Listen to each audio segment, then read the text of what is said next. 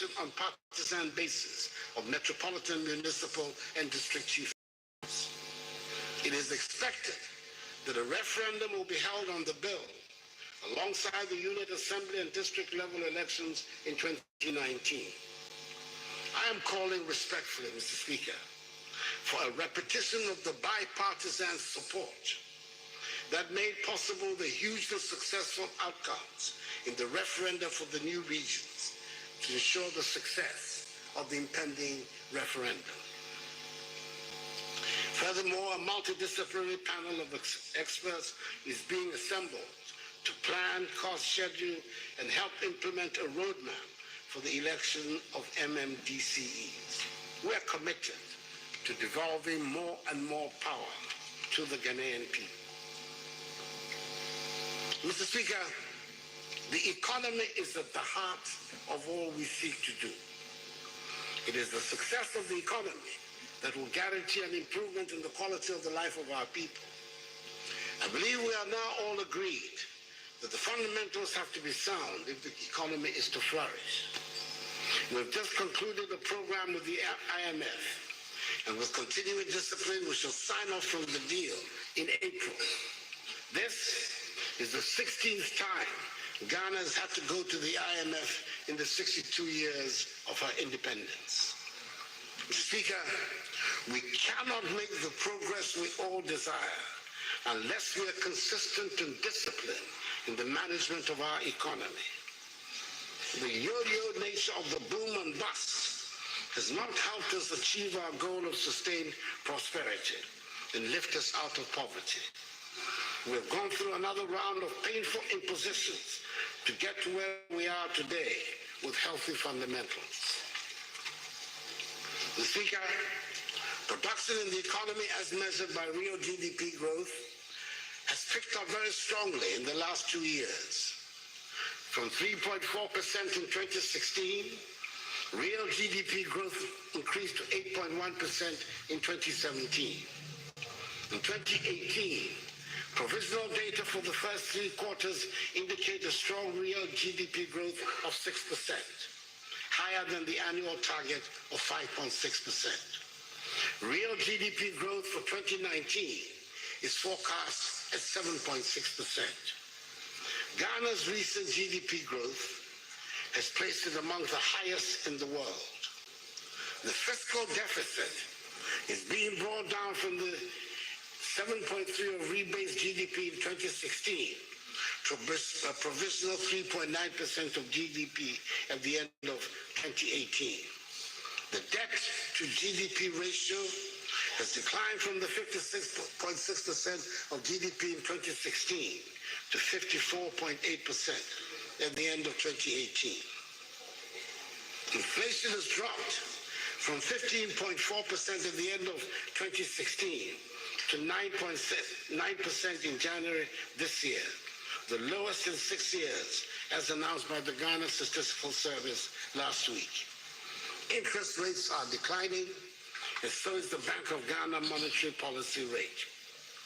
Our trade balance account, for the first time in more than a decade, recorded a surplus in 2017 and is expected to remain in surplus. In May 2018, a Eurobond was issued for 30 and 10 years of $1 billion each, with coupon rates of 8.62% and 7.62% respectively. And these were the lowest rates and the longest maturity in our history, signifying confidence in the economy. It comes as no surprise, therefore, that today Ghana is the leading recipient of foreign direct investment in West Africa. Mr. Speaker, these are good figures. And as we prepare to exit from the IMF program in April, we expect impressive figures and good performance to continue. We are very much aware that this is not the first time we have had such a good set of figures, but we're determined to do things differently this time around. We have imposed on ourselves fiscal discipline, we're paying off legacy debts, and deepening good governance practice, and business confidence is growing. We maintain the discipline and bring progress to our country. We've decided to institute a legal framework to help with the discipline. We've passed the Fiscal Responsibility Law, Act 982, capping the deficit at 5% by law. And some 2 weeks ago, I inaugurated the Presidential Fiscal Responsibility Advisory Council, chaired by the eminent respected economist, Dr. Paul Akwa, former governor of the Bank of Ghana and former deputy director of the Africa Department of the IMF, with some of the finest and most reputable economists of our country as members. Its purpose is to advise the President on relevant additional measures needed to maintain fiscal discipline. We have done this because we know the temptation to go on a spending binge will always be there. We know election years will come around and there will be pressure on government to splurge, and persuasive arguments will be made that you have to stay in government to be able to implement your programs. However, I am bent on running a responsible administration, mindful of the next generation and not merely the next election. In the meantime, our efforts are bearing some fruits, and the world has taken notice of the improvement in our economic fundamentals. In September last year, after almost a decade, we received our first sovereign credit rating upgrade from Standard & Poor's, S&P. This upgrade saw us move from B- to B with a stable outlook. In December 2018, we also hosted the Managing Director of the International Monetary Fund, Madam Christine Lagarde. The visit was historical in every sense, as this was the first time that an IMF Managing Director had ever stepped foot on Ghanaian soil. Mr. Speaker, revenue mobilization poses the biggest challenge in the management of our economy, with the tax exemption policy in particular proving to be an Achilles heel and a growing menace to fiscal stability and revenue generation. In the last 8 years, tax exemptions in respect of import duty, import VAT, import NHIL, and domestic VAT have grown from 392 million cedis, that is 0.6% of GDP in 2010, to 4.6 billion cedis, that is 1.6% of GDP in 2018.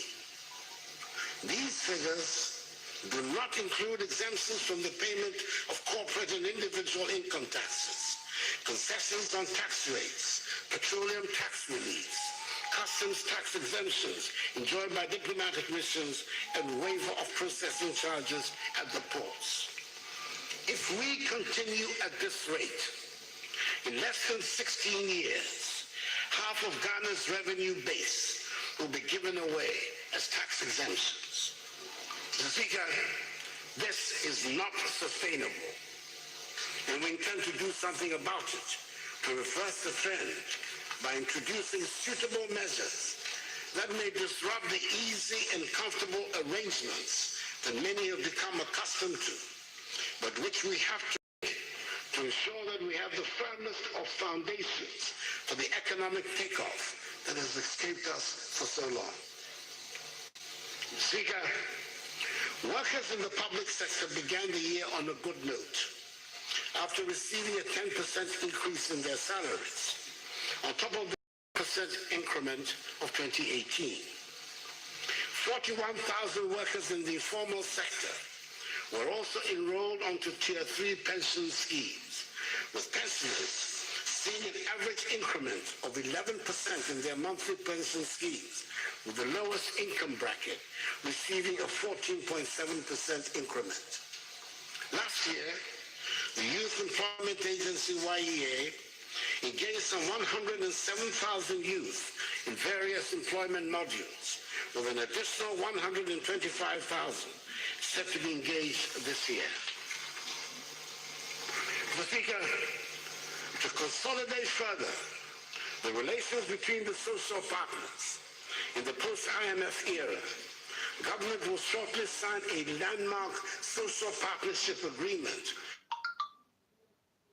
The Trades Union Congress, the Ghana Employees Association and government, represented by the Ministries of Finance and Employment and Labor Relations, to provide a medium for building a sense of cohesion, trust, self-management, frank and open discussions to champion the course of development.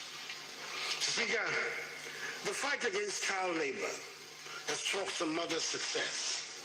Through the implementation of the second phase of the National Action Plan of Action 2017-2021, Ghana has been moved up from the Tier 2 watch list position of the Trafficking in Persons report to Tier 2 in 2018. So, Speaker, our ports remain important national assets, and we must manage them to improve trade and to the benefit of all Ghanaians. The government has introduced reforms at the port to improve efficiency. Among others, we introduced the paperless operations of the ports, and goods can be cleared within 1 to 3 days.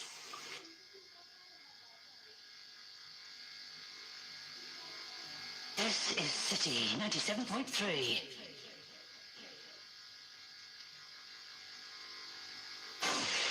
City 97.3 FM.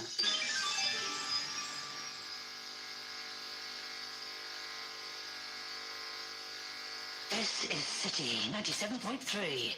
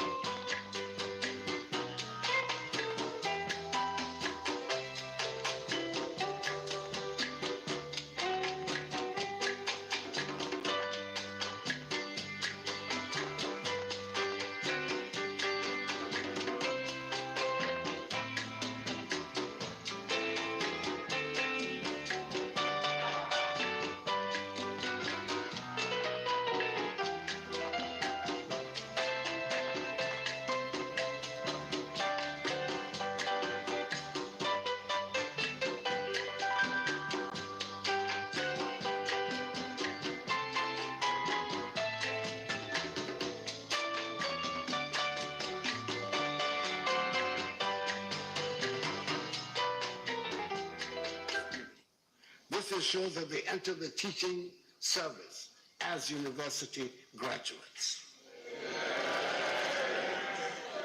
Mr. Speaker, when our children master the connection between science and their everyday lives, we would reach the stage in Ghana where we would be rid of the many diseases born of filth and poor hygiene that are still part of our lives.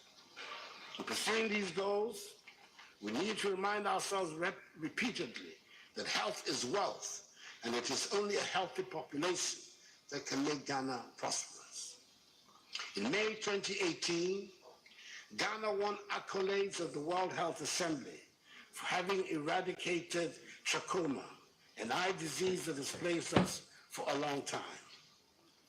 Today, our National Health Insurance Scheme is buoyant. The 1.2 billion arrears we inherited and brought the operations of the NHIS back to life.